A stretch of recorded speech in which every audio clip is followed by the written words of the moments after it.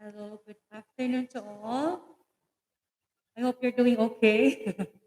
Ayun, so I'll be the next after we see Darren. So I had also a short stint at the Museo Maritimo. When I was doing the presentation, it was like a trip down memory lane. Kang sa kanta, di ba? So I have a story to tell. We have experiences to share. So on behalf of Engineer Albais, who's now with NCA, and Kate Lim, who was our consultant, will be doing a tour of the operations and management of Museo Martimo. Para iba naman. Ayun, thank you. So, I titled my presentation as Aims to Museo Martimo, Like Water for Humanity. And I say, like water for the Filipino society. Yung nga lang di siya nag-move. There should be a video like, it's moving. It's like the role of Museo Maritimo. It channels like a current, which reaches other corners of the Philippines and that of the world. Next, please. So daily operations or looking into what could possibly be your work. Like you wanna also be working as a museum researcher, museum curator, or as a staff of the museo. So para-pareho naman yan sa mga ibang museo din. So yung education through tour guiding. So each day naman, we have a different set of people from all walks of life. So each day is an exciting adventure because you'll be meeting, making people appreciate what is in the museum. It was a nice experience. So there was also the Kasaysaran 6 in 2018. Ang nagpauna nun sila Sir Abang, then sinundan nila Sir Gambito, then si Captain Monson. So patuloy na ginagawa. And there was also the production of uh, Museo postcards as souvenirs, like you'd want to buy from the Museo as a souvenir. You can get it, and I think it's still there by the door by the gate. So we've done other materials to spread cultural awareness. So third bullet point, maintain social media promotion of our narratives, citizens of a maritime nation in this info age. Now nakita natin yung role ng o yung rationale ng isang like Facebook or Instagram to be able to carry on with educating a lot of students or a lot of people in terms of the maritime narrative. Then this was what they have been telling about challenges of putting up fundraising activity na binanggit ni Sir Gandito and Sir Abang. So, part of the job of working is to seek support and build connection for its vision and mission to be realized. And we've also done partnerships, collaboration to forward this course for clarity on maritime heritage concepts and emerging issues on Philippine maritime industry. This is like what we have done, like surveyed and visited the Binawangan structures in Bulacan, together with Dr. Ardino with Padraanga. And there was a follow-up on that. There was a forum on Philippine archaeological study. Ko na rin maalala yung title. So, next slide, please.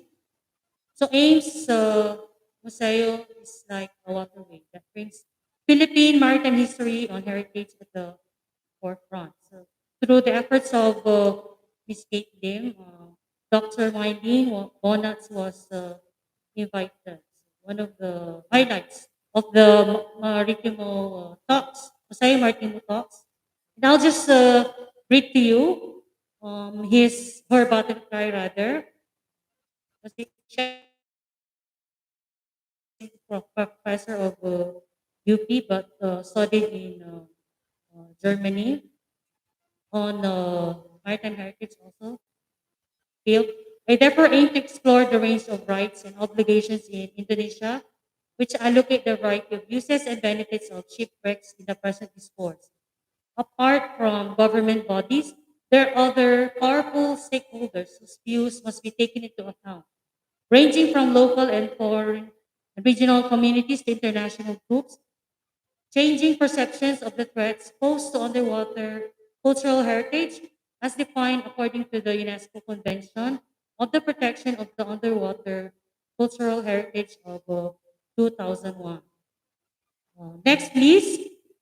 Ayun, so that should be what should be shown on screen. So we have that. Next, please.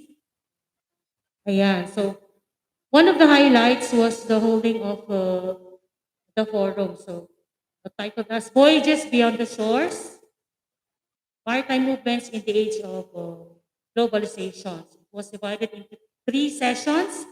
The first session was on maritime industry, past connections and future possibilities. Second session, building life at sea in the age of globalization. And third is respecting our maritime waters. And I'll read to you a backgrounder on the forum.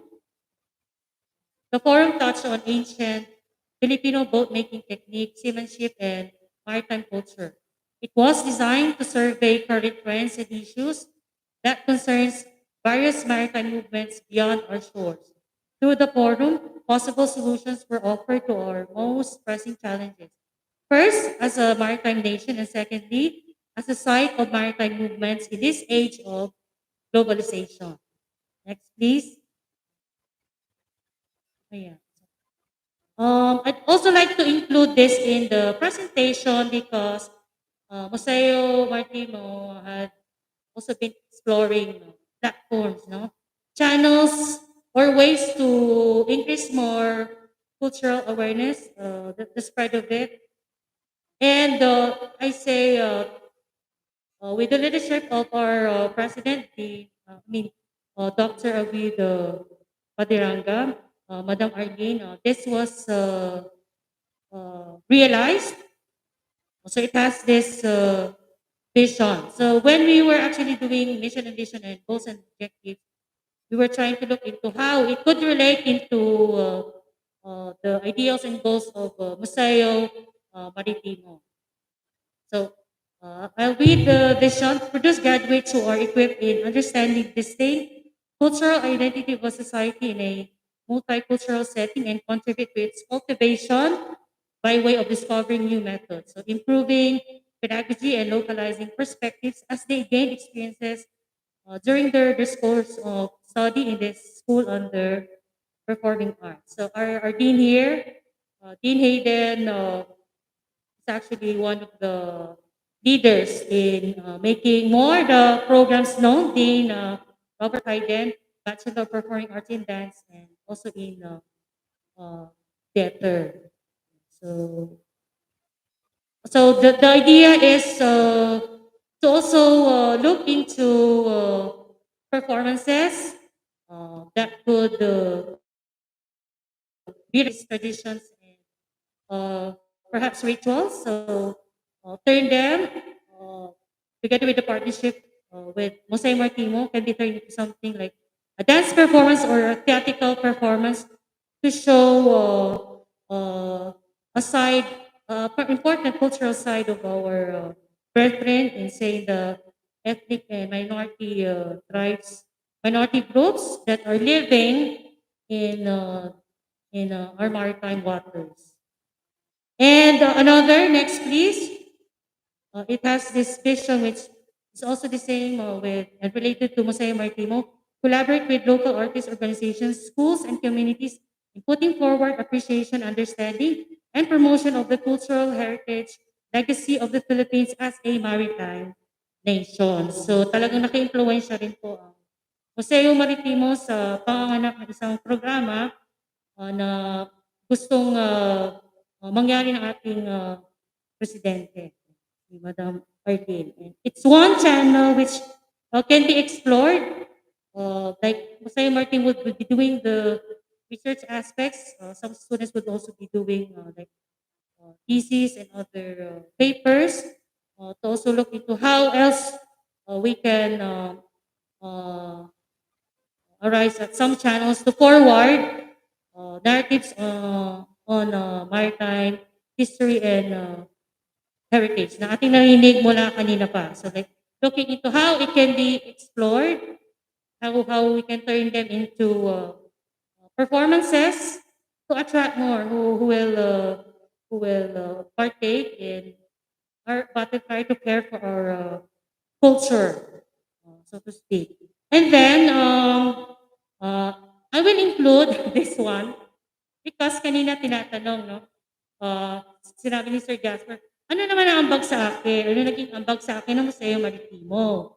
So I also have a story to tell being a worker at the Museo. Next slide, please.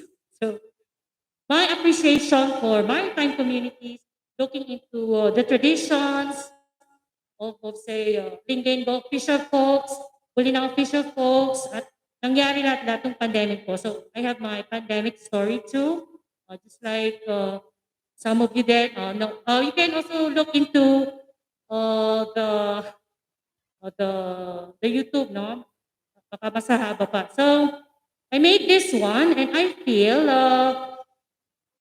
aside from our president, syempre, through talks, through meetings, and also our former executive director, si Sir Ronel Genesanyan, they really also have imparted the very important parang something like learnings, no, to look into and for these things to be realized. So I just observe, I just somehow ask. I did interview every morning, like when I would do biking, nung lockdown tayo, and then I met them. And incidentally, I got an invite to present. So I'm highlighting this because you can do, no? You can do on your own to share, partake in the increasing the awareness of our Filipino brethren, no? So kung kaya ko, kaya mo, parang ganun siya. This can happen, no? To have appreciation and deeper understanding of our narrative as a maritime nation. Next, please. And incidentally, meron din akong bit-bit. Dahil may bit-bit din si Captain Munzon. Ayan. So, I plan to give the book, which I have actually answered. Meron din po akong bit-bit. So, siguro I'll just give this to Daryl since eventually yung Museo Maritimo will be absorbed by the library unit. Ayan po, iiwan ko na po. So, same title, put in a book form, Traditional Fishing Skills and Communities Food Culture in Lingayen, Pangasinan. So, I represented the Ames last October 2020, last year. Just received the book recently. And I guess I have a story to tell about our nation because there are disputes in the West Philippine Sea, and Lingayen Gulf is just near West Philippine Sea. Parang I was highlighting there now. There are fisher folks communities that will be affected.